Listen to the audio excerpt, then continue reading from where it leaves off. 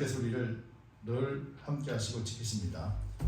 그리고 우리가 날마다 영 안에서 말씀 안에서 살아갈 수 있도록 하나님은 늘 함께 하십니다. 하나님은 신실하신 분이십니다. 그리고 하나님은 하나님의 약속, 언약의 말씀을 반드시 이루시는 분이십니다.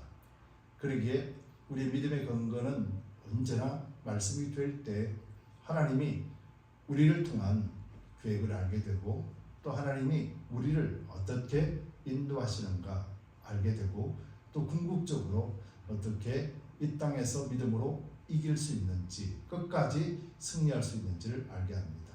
여러분들에게도 하나님 주신 말씀을 가지고 언제든지 승리하시기 바랍니다. 그리고 말씀 안에서 주시는 풍성함이 여러분 가정과 또 생업과 여러분 자신에게도 흘러넘치기를 예수 그리스도 이름으로 다시 한번 축복합니다. 계속해서 저는 하나님의 말씀을 강조합니다. 하나님은 조금도 변하지 않습니다. 그래서 하나님은 신실하시다 그렇게 우리는 표현하지요. 수천 년 전에 아브라함을 부르셨던 하나님, 한 사람을 부르시고 약속하셨던 하나님의 그 약속은 오늘날에도 그대로 이루어집니다. 하나님의 약속의 말씀은 누가 변화시키려고 해도 할 수 없는 것입니다. 이미 하나님이 말씀으로 하셨기 때문에. 이것은 하나님이 우리를 만드시고 하나님이 창조주고 하나님이 주인이시기 때문에 그렇습니다. 그렇기 때문에 하나님의 말씀은요, 아무리 시대가 변해도 아무리 환경이 변해도 아무리 나라가 변해도 언어가 변해도 절대로 변할 수 없는 것입니다. 그렇기 때문에 수백 년 전의 말씀이었다면 오늘 말씀, 오늘에 주신 말씀도 똑같은 그런 말씀이라는 것이죠. 그런데 우리 사람은 그렇지가 않습니다. 사람은요, 시대에 따라서 자꾸 변합니다. 생각도 변하고 삶의 방식도 변하고, 그래서 내 생각들이 계속해서 변해가는 것들을 보게 됩니다. 환경에 따라서, 때에 따라서. 그래서 우리도 신앙도 그렇게 변해가는 것이 아주 자연스럽게, 그래서 전혀 거부감 없이 그렇게 변해가는 것을 마땅히 여길 때가 많다라는 것이죠. 그러다 보니까 어느 순간에 우리가 바른 신앙의 길이 아니라 저기 멀어져 있는 그런 자신의 모습을 발견할 때가 있습니다. 그리고 또 시간이 지나면은 이런 모습들이 또 반복해서 이루어지는 것이죠. 근데 우리가 그 원인을 정확하게 알면은 우리는 절대로 이런 삶을 살지 않아도 됩니다. 그것이 바로 뭐냐면 하나님을 기준으로, 하나님은 절대로 변하지 않으십니다. 하나님은 결코 변할 수가 없으신 분이십니다.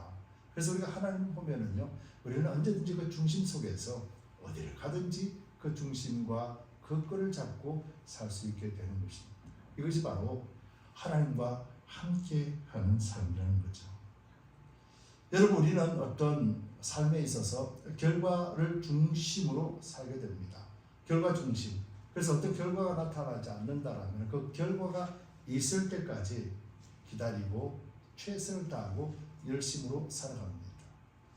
이런 모습들이 신앙 안에서도 여전히 드러나게 되는 것이죠. 그래서 우리가 기도하고 간구하고 매일같이 하나님과 함께 살기를 갈망하는 마음들이 오롯이 녹아나물이 나요 우리 신앙을 계속해서 이어가도록 만드는 기준이 되기 때문에요.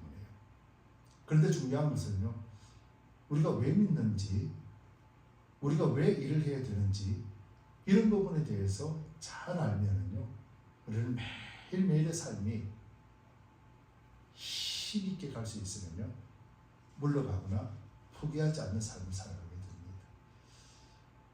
제가 계속해서 질문을 드리지만 여러분들 예수님을 왜 믿으십니까? 여러분 교회 생활을 왜 하십니까? 이런 근본적인 질문, 이런 질문들이 여러분 자신에게 매일 던져보시기 바랍니다. 무엇 때문에 내가 신앙생활을 하지? 무엇 때문에 내가 예수를 믿어야 되지? 무엇 때문에 하나님의 일을 해야 되지? 이런 질문들이 여러분들을 계속해서 발전하게 만듭니다. 그리고 여러분들이 믿음 중심에서 하나님을 볼 수 있게 만들어 주십니다. 그래서 항상 우리는 우리 자신에게 이런 질문들을 해야 됩니다. 요즘 시대는 이렇습니다. 열심히 믿음 생활하세요. 잘 믿으세요. 많은 일을 하십시오. 하나님 기뻐하는 일을 해. 하나님이 기뻐하시는 일들을 충성되게 일하십시오. 이렇게 가르치고 이렇게 말을 합니다. 잘 믿어야 됩니다. 열심히 일해야 됩니다.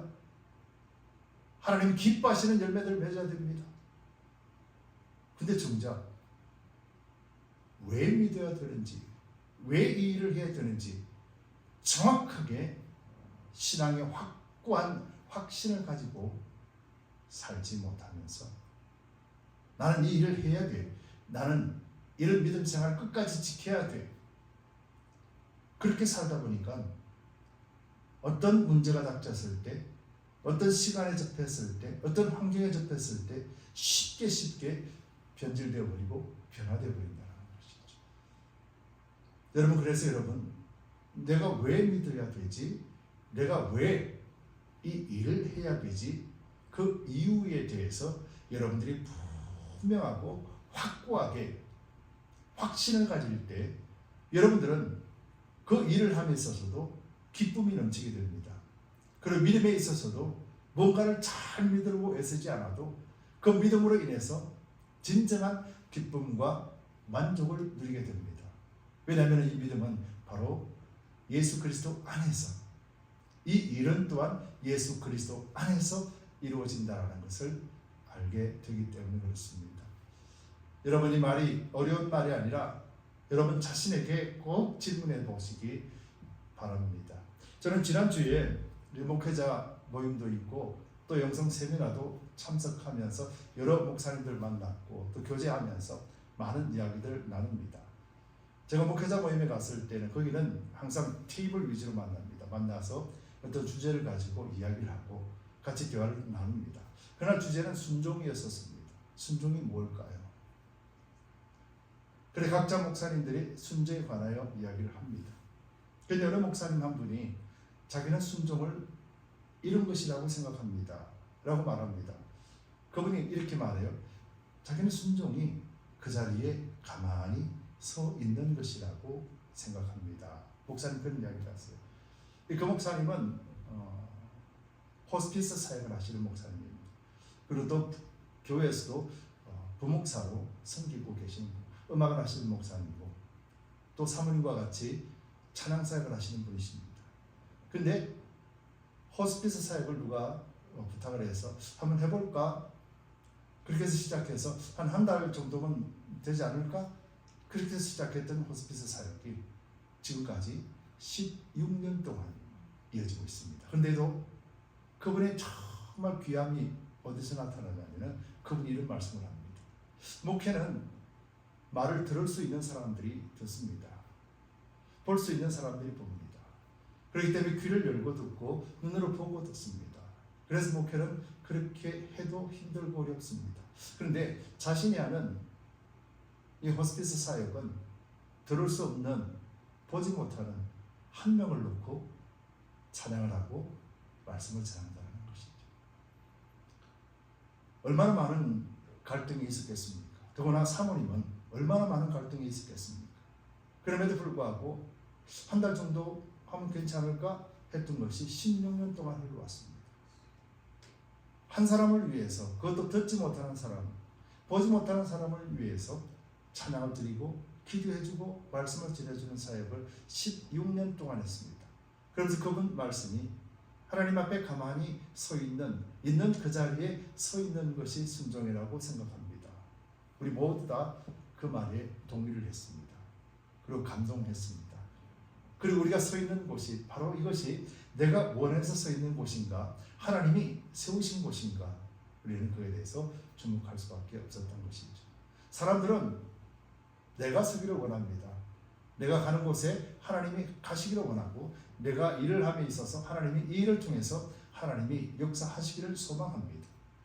근데 대부분의 사람들은 하나님이 그 자리에 있어라, 하나님이 이리 가라, 하나님이 저리 가라는 음성은 듣지 않는다라는 것이죠. 과연 무엇이 바른 신앙일까? 바른 무엇이 하나님의 일일까? 우리는 이것에 대해서 깊이 있게 생각을 해야 될 줄 믿습니다. 오늘 본문은 바로 이런 말씀을 하고 계시는 것 같아요.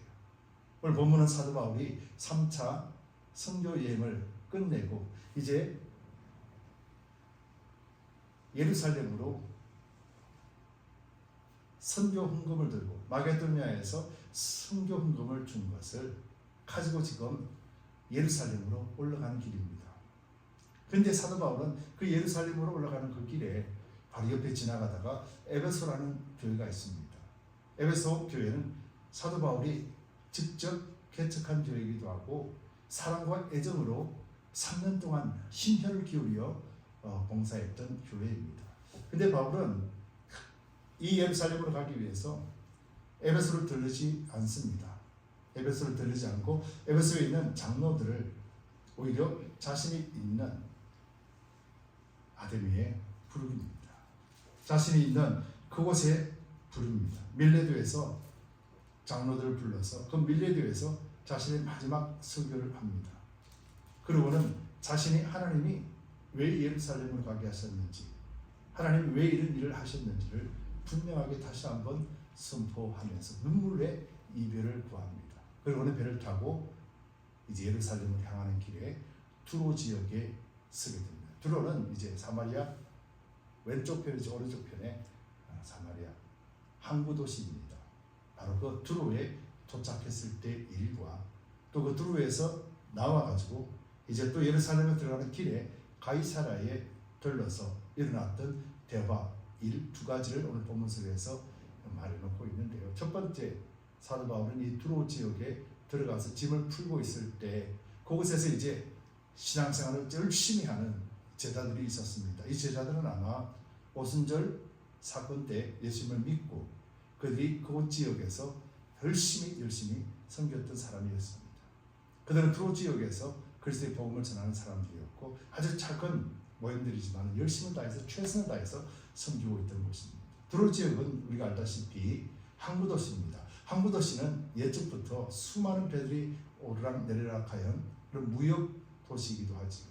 그리고 무역 도시다 보니까 여러 각 세계마다 또 별의별 사람들이 다 들어오게 되고 또 종교들도 다 들어오게 되죠. 쉽게 말하면 우상이 타락이 덕실덕실거리는 곳이 바로 두로 지역입니다.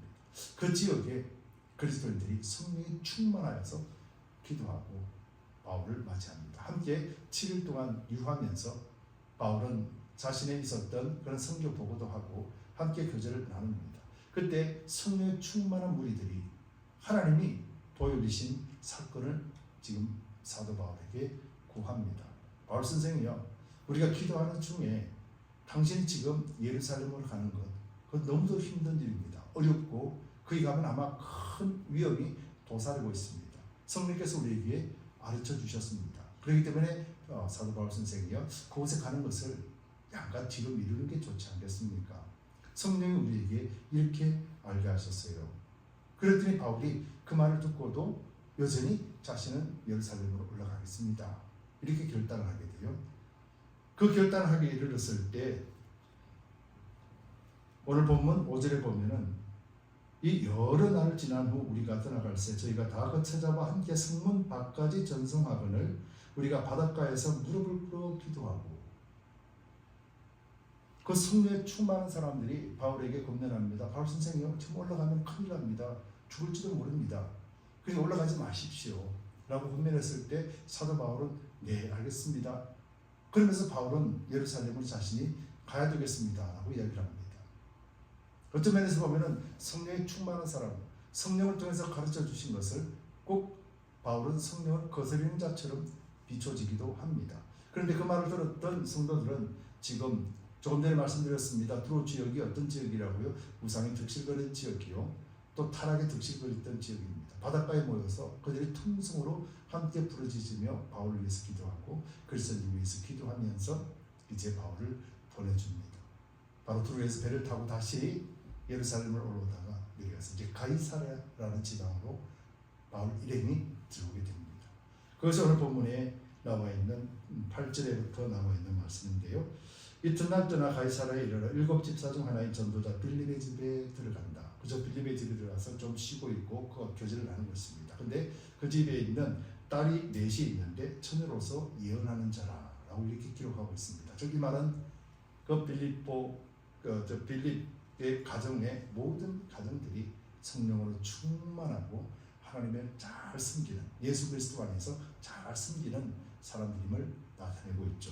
그런데 그곳에 여러 날 있었더니 한 선지자, 10절에 아가보라 하는 한 선지자가 유대로부터 내려와서, 즉 유대는 어디입니까? 예루살렘 지역에 있는 유대 땅이잖아요.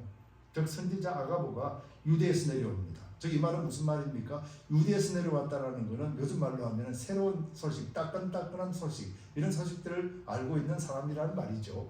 가이사라는 한참 뒤에 있습니다. 그렇기 때문에 예루살렘에 올라가기 위해서 예루살렘에 관한 정보를 전혀 알지 못합니다. 그런데 지금 방금 유대 땅에서 내려온 이 선지자라고 하는 아가보라는 사람이 이렇게 이야기를 합니다. 11절에서 우리에게 와서 바울의 띠를 가져다가 자기 수족을 잡아매고 말하기를 성령이 말씀하시되 예루살렘에서 유대인들이 이같이 이 띠 인자를 결박하여 이방인의 손에 넘겨주리라 하거늘. 근데 그 사람들이 모두 다가 12절에 우리가 그 말을 듣고 그곳 사람들로 더불어 바울에게 예루살렘으로 올라가지 말라 하나니 똑같은 모습들이 나타나게 됩니다. 이 선지자 아가보도 똑같이 성령에 충만해서 하나님 주시는 성령을 통해서 바울이 지금 잡혀서 이방인의 손에 이끌려가는 것을 환상으로 보고 바울에게 그 사실을 전해줍니다. 또 유대 땅이 지금 어떤 상태인가를 너무도 잘 알고 있겠죠. 예수님을 죽였던 그곳, 그리스도를 믿는 사람들을 핍박하는 그곳, 또 특별히 유대 종교주의자들이 지금 예수 믿는 사람을 죽이지 못해 안달하는 그곳, 얼마나 살벌한 곳이겠습니까? 그곳에서 내려온 선지자 아가보가 특별히 성령께서 또 깨닫게 해주십니다. 성령께서 주신 말씀은 바로 바울이 올라가면 잡혀서 이방인의 교회로 끌려갈 것이다, 이렇게 확신한 성령으로 보여주셨어요. 그런데 이상합니다. 그 말을 들은 바울은 이렇게 말합니다. 13절에 바울이 대답하되 너희가 어찌하여 울어 내 마음을 상하게 하느냐? 나는 주 예수의 이름을 위하여 결박받을 뿐 아니라 예루살렘에서 죽을 것도 각오하였노라 하니. 여러분, 여기서 우리는 바울이 지금 어떤 마음을 갖고 있는가에 주목을 해야 된다는 거죠. 바울이 지금 드로 지역에서 성령의 충만한 성도들의 말을 들었고 지금 가이사랴에 넘어와서 선지자 아가보를 통해서 성령을 통해서 주신 말씀들을, 똑같은 말씀을 들었습니다. 두 가지 다 지금 예루살렘으로 올라가면 당신 죽어요. 예루살렘에 올라가면 당신 힘들게 잡혀갈 겁니다. 똑같은 말을 들었습니다. 여러분, 이 말이 성령께서 주셨다라고 성령이 분명히 말씀하고 있죠. 근데 지금 바울은 성령이 주신 그 말씀들을 전혀 들으려고 하지 않습니다. 바울은 지금 오히려 왜 자꾸 울어서 나를 힘들게 만드니? 나는 그곳에 올라가는 걸 이미 죽는 걸 알고 있다. 나는 죽으러 가는 거야. 도대체 왜 그러고 있는 거야? 라고 말을 한다는 거죠. 여러분, 여기서 우리는 무엇을 깨닫게 됩니까? 여러분, 여기서 우리는 우리들의 지금의 신앙관을 잘 들여다볼 필요가 있다는 것이죠. 여러분, 저와 여러분들에게 성령이 주셨습니다. 성령이 이렇게 깨닫게 해주셨습니다. 그렇다면 저도 여러분들도 똑같이 말할 것 아닙니까? 선지자요, 올라가지 마세요. 하나님이 보여주셨어요. 올라가면 죽어요. 그러니까 올라가지 마시라고요. 이게 우리 모든 공통적인 의견입니다. 이건 틀린 것이 아닙니다. 성령이 그대로 보여주셨기 때문에요. 그래서 성령께서 보여주신 것을 그대로 이야기했습니다. 결코 틀린 말이 아닙니다. 그런데 지금 바울은 어떤 반응을 보입니까? 바울은 압니다. 나는 올라가면 이미 죽을 것을 각오하고 있는 사람입니다. 라고 말을 하며 그 말을 듣지 않았다라는 거예요. 그러면 바울은 성령으로 말씀 주신 것들을 지금 불순종하고 있는가? 여러분, 어떻습니까? 지금 바울이 불순종하고 있을까요? 어떨까요? 그렇지 않습니다. 지금 두로 지역에 있는 성령에 충만한 사람들과 가이사랴에 있는 성령에 충만한 사람들, 하나님이 밝히 보여주신 것입니다. 맞습니다. 성령이 보여주신 대로 바울은 예루살렘에 올라가면 잡히고 환난을 당할 것입니다. 성령은 바르게 보여주셨습니다. 그런데 성령에 충만한 사람들이 바울을 보면서 뭐라고 말을 합니까? 바울 선생이요, 성령이 이렇게 보여주셨으니 가지 마시오, 올라가지 마세요라고 오히려 권면했더라는 것입니다. 여러분, 이것이 오늘 우리의 인간적이고 육신적인 생각이라는 것이죠. 성령께서는 반드시 그걸 보여주셨습니다. 성령께서 그 보여주겠다는 것은 하나님이 그 일을 하시겠다는 의미입니다. 근데 우리는 하나님이 그 일을 하시겠다는 의미로 받았지 않고 하나님이 우리로 하여금 피할 길을 주신다라고 생각해 버린다는 것이죠. 여러분, 이것이 성령의 충만한 자로서도 하나님의 뜻을 따라 사는 자와 하나님의 뜻을 알지 못하는, 그래서 성령이 보여주셔서도 온전한 하나님의 일을 하지 못하는 사람의 모습으로 비춰지는 것이죠. 내가 왜 믿어야 되는가를 알면은 우리의 믿음의 삶 속에서 어떤 상황이라도 그 믿음은 흔들리지 않습니다. 내가 왜 이 일을 해야 되지? 내가 이 일을 왜 해야 되지? 그 이유에 대해서 분명히 아는 사람은 어떤 상황이 오더라도, 어떤 시간이 변한다 할지라도, 어떤 세월이 변하고 나라가 변한다 할지라도 전혀 요동치 않고 바르게 갈 수가 있습니다. 오늘 사도 바울은 그렇게 이야기하는 것이죠. 여러분, 사도 바울이 왜 이런 고백을 합니까? 사도 바울은 이미 예수님을 만날 때부터 이방인을 위하여서 선택받았다라고 성령을 통해서 이미 주셨어요, 말씀을. 그리고 바울은 이미 그들을 통해서 로마까지 갈 것임을 성령이 이미 밝히 주셨다는 거예요. 바울의 사명은 쉽고 즐거운 사명이 아니라 힘들고 고난이라는 것, 결국은 예수 그리스도를 뒤따르는 그런 사명이라는 것을 바울은 너무도 잘 알고 있었다. 여러분, 여기서 우리는 성령이 주신 마음, 우리 각자에게 성령이 주신, 즉 믿음으로 말미암아 우리가 결단하고 나는 어떤 믿음 생활을 할 거야, 나는 어떤 신앙인으로 살아갈 거야, 나는 어떤 신앙관을 갖고 살 거야. 이미 우리에게는 그런 결단들이 있습니다. 그런데 이 결단이 지금은 똑같은가? 지금도 여전히 우리가 처음 신앙을 생활했을 때 가졌던 그 마음, 결단했던 그 마음과 동일한 것인가? 우리는 한번 생각해 봐야 되는 것이죠. 여러분, 바울은 절대로 변하지 않았습니다. 그 이유가 무엇이겠습니까? 우리가 처음 예수 그리스도를 믿는 그 순간 하나님이 우리에게 주신 마음은 하나님이 주셨습니다. 우리가 그렇게 고백했습니다. 그런데 우리는 세월이 지나면 변합니다. 여기서 맞을까요? 저는 아니라고 생각합니다. 왜요? 그때 주신 하나님은 분명히 우리에게 확신을 주셨는데 10년, 20년 지나고 보면 바르게 가지 못하고 다른 길 갔던 것, 이것 또한 하나님 주셨다고 말하는 것이 과연 바른 신앙인가? 저는 결코 바른 신앙이 아니라고 봅니다.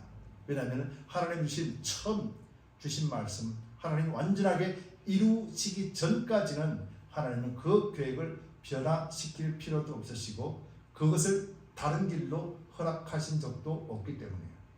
여러분, 여기서 우리 신앙은 잘 결단해야 됩니다. 하나님 나에게 주신 마음, 이 마음이 하나님의 끝이라면 그것이 이루기 전까지는 이것이 절대로 변화되지 않는다라는 것을 우리는 믿음 안에서 봐야 됩니다. 사람들 그런 말들 많이 하죠. 내가 이곳에 갔습니다. 하나님이 보내셔서 그곳에 갔습니다. 그런데 하나님이 그 길에서 열심히 하다 보니까 하나님 또 다른 길을 보내주셨습니다. 그 길 갈 때 무슨 목적으로 갖고 갑니까? 생명 구원을 위하여 하나님 그 땅에 죽도록 충성하기 위해서 선언하고 갑니다. 그런데 어느 순간 그 땅이 아니라 다른 땅으로 보내달라고 다른 땅으로 가게 됩니다. 여러분, 이것이 과연 맞을까요? 우리는 신앙 안에서, 영적인 신앙 안에서 바라보면 그것은 하나님의 뜻이 아니라 내 생각이라는 것이죠. 기도하는 사람들이 내가 기도해보니까 이렇습니다, 기도해보니까 이렇습니다, 그 말을 듣고는 우리는 쉽게 변합니다. 그런데 하나님이 우리에게 처음으로 주신 하나님의 그 사명과 그 기쁨을 우리는 잊어버리면 누구의 말에 의해서 쉽게 달려가게 되는 것이죠. 결코 하나님이 원하시지 않는 것입니다. 사도 바울은 성령에 충만한 사람들의 그 말을 들었습니다. 그런데 사도 바울은 이렇게 받았습니다. 맞구나. 나에게 주신, 하나님이 처음 보여주신 것, 하나님이 결단하면서 나를 보내시겠다 하신 그 명령이 맞는 거구나. 바울은 그렇게 받아들였다. 고난이 있고 환난이 있음을 1차, 2차, 3차 선교 여행 중에 바울은 수많이 경험했습니다. 그리고 자신이 어떻게 되어야 될 것인지에 대해서 성령께서 분명히 자신에게 주신 말씀이 있습니다. 성령에 충만한 자가, 성령에 충만한 사람들이 바울 선생에 올라가지 마시옵소서 라고 말할 때에도 그렇구나, 맞구나, 나에게 주신 하나님의 말씀이 그대로 이루어지는 것이구나. 바울은 이렇게 받았습니다. 다른 사람들은 도망가시오, 피하셔야 됩니다, 이렇게 받았다는 것이죠. 여러분, 사명이라는 것이 어떤 것일까요? 사명은 자신에게 주신 성령의 음성을 듣고 변하지 아니하고 그 말씀대로 이루어질 것을 기대하고 이루어지는 순간까지 흔들리지 않고 가는 것입니다. 여러분들은 지금 어떤 신앙관을 가지고 있습니까? 여러분들은 지금 어떤 마음으로 지금 달려가고 있습니까? 사도 바울은 사도행전 20장 24절에서 이런 고백을 합니다. 나의 달려갈 길과 주 예수께 받은 사명 곧 하나님의 은혜의 복음을 증거하는 일을 마치려 하면은 나의 생명을 조금도 귀한 것으로 여기지 아니하노라. 이것은 바울의 단순한 자신의 신앙 고백이 아니라 하나님이 그에게 주신, 성령께서 그에게 주신 처음 마음을 다잡고 있으며 그 마음을 따라서 그는 성령을 의지하여 예루살렘으로 간 것이라는 것이죠. 그래서 죽음도 아끼지 않는 그 신앙은 바울이 신앙이 월등해서가 아니라 그곳에 계신 성령께서 온전하게 바울을 사로잡아 주시고 바울이 온전하게 순종했기 때문에 그래서 그 길을 마칠 수가 있는 것입니다. 저와 여러분들에게도 하나님은 놀라운 사명을 주십니다. 그리스도인으로서, 교회로서 세상의 빛이로 세상의 소금이라는 사명을 주십니다. 우리는 이것을 절대로 잊어서는 안 됩니다. 세상을 밝게 비추는 것입니다. 악한 세력들에게 이길 수 있는 힘은 우리가 그리스도의 빛이 우리를 통해서 비춰지는 것입니다. 우리가 뭔가를 해서가 아니라 예수를 믿는 믿음 안에서 굳건하게 서 있을 때 그때 비로소 예수님이 우리를 통하여 빛을 발하는 것입니다. 이것이 성도들의 착한 행실이요 삶의 모습으로 나타날 것입니다. 여러분, 이것이 우리가 주님 앞에 바르게 서 있을 때 주님이 일하시는 방법이십니다.